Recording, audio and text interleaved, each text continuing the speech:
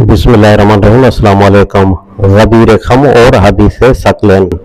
सवाल और फिर अफसोस इस अमर का है कि इरशाद नबी सल्लल्लाहु अलैहि वसल्लम, मैं तुम्हारे दरमियान दो भारी चीज़ें छोड़ने वाला हूँ, हालांकि किताब और मेरी इत्तक अहले बैत के बावजूद आइम्मा अहले सुन्नत ने रफ़ा इख्तिलाफात के लिए अहले बैत की तरफ रुजू नहीं किया।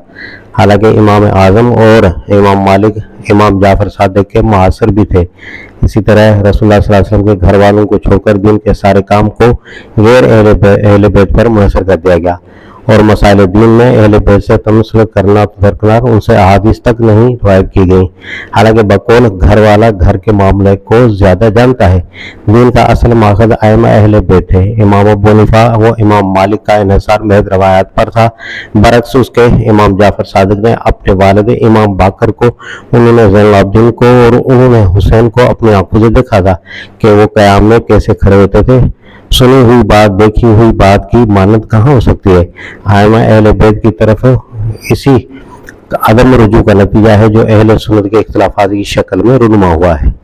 जवाब, आपकी उलझन का नुक्ता आगाज ये हदीस है, मैं तुम्हारे दरमियान दो भारी चीज़ें छोड़ने वाला हूँ। इसके मुतालिक आप सबको सबसे पहले ये मालूम होना चाहिए कि यह हदीस मुख्तलिफ अल्फाज में मुख्तलिफ सनदों से रवायत हुई है, जिनमें से बाज़ ज़ईफ़ हैं और बाज़ कवी।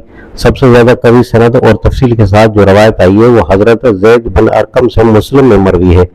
उसमें यह बयान हुआ है कि नबी सल्लल्लाहु अलैहि वसल्लम ने गदीर खम के मकाम पर तकरीर करते हुए फरमाया, लोगों, मैं एक इंसान हूँ, हो सकता है कि अल्लाह का फरस्तादा कदा का पैगाम लेकर जल्द ही आ जाए और मैं उस पर लब्बैक कहूँ, यानी दुनिया से रुखसत हो जाऊँ। मैं तुम्हारे दरमियान दो भारी चीज़ें छोड़ रहा हूँ। पहली इसमें से किताब अल्लाह है जिसमें हिदायत और रोशनी है, बस तुम किताब अल्लाह को लो और मजबूत थाम लो। इस सिलसिले में आप सल्लल्लाहु अलैहि वसल्लम ने हाज़िरों को किताब अल्लाह की पैरवी पर उभारा और उस तरफ रग़बत ले लाई।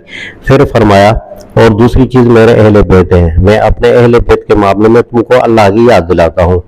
इस हदीस में कोई इशारा इस तरफ नहीं है कि किताब अल्लाह के बाद बस मेरे अहले बैत ही हैं जिनसे तुम्हें अपना दीन सीखना चाहिए और जिनकी पैरवी पर हिसर करना चाहिए, बल्कि इससे मालूम होता है कि इन दोनों चीज़ों को सकलैन, भारी चीज़ें, दो अलग अलग मायनों में फरमाया गया है।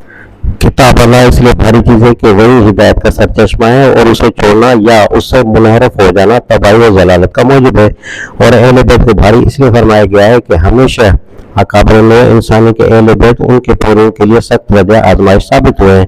किसी ने उनके हक में अफराद की है और गलू करके पीरजादों को माबूद बना डाला है, और किसी ने उनके हक में तफरीद की है और उन पर जुल्म व सितम ढाए हैं, ताकि उम्मत को जो फितरी हकीकत अपने रहबर और हादी के खानदान वालों से होती है उसको ज़बरदस्ती दबाया जाए। इसी गर्ज के लिए हुज़ूर सल्लल्लाहु अलैहि वसल्लम ने फरमाया कि मैं अपने अहले बैत के मामले में तुमको खुदा की याद दिलाता हूँ, यानी उनके मामले में खुदा से डरो और अफराद व तफरीद के पहलू अख्तियार करने से बचो। दूसरे, अगर बिलफर्ज मान लिया जाए कि हुज़ूर सल्लल्लाहु अलैहि वसल्लम ने अपनी इतरत या अहले बैत दोनों ही अल्फाज हदीस में आए से दीन सीखने का ही हुक्म दिया है, तो उन अल्फाज का मफ़हूम आकर सिर्फ औलाद हज़रत अली रज़ियल्लाहु तआला अन्हु तक ही क्यों महदूद कर दिया गया? इसमें अज़्र कुरान अज़वाज नबी भी दाखिल हैं और उनमें आले जाफ़र, आले अकील, आले अब्बास और तमाम बनु हाशिम भी दाखिल हैं, जिन पर हुज़ूर सल्लल्लाहु अलैहि वसल्लम ने सदका हराम किया। ये गलती हज़रात अहले तशरीह ने ज़रूर की है कि मालूमात के एक ही ज़रिए यानी अहले बैत, जिन्हें उन्होंने घर वाला माना, पर हिसर किया और दूसरे तमाम ज़राए को छोड़ दिया, मगर आइम्मा अहले सुन्नत ने गलती नहीं की। उन्होंने तो वो इल्म भी लिया है जो अहले बैत के पास था और वो भी लिया जो दूसरे सहाबा किराम के पास था, और फिर पूरी छानबीन के बाद अपने तर्ज तहकीक के मुताबिक फैसला किया कि किस मसले में कौन सा तरीका ज़्यादा सही और मोतबर है। हवाला तर्जुमा कुरान, जून जुलाई 1952, रसाइल व मसाइल।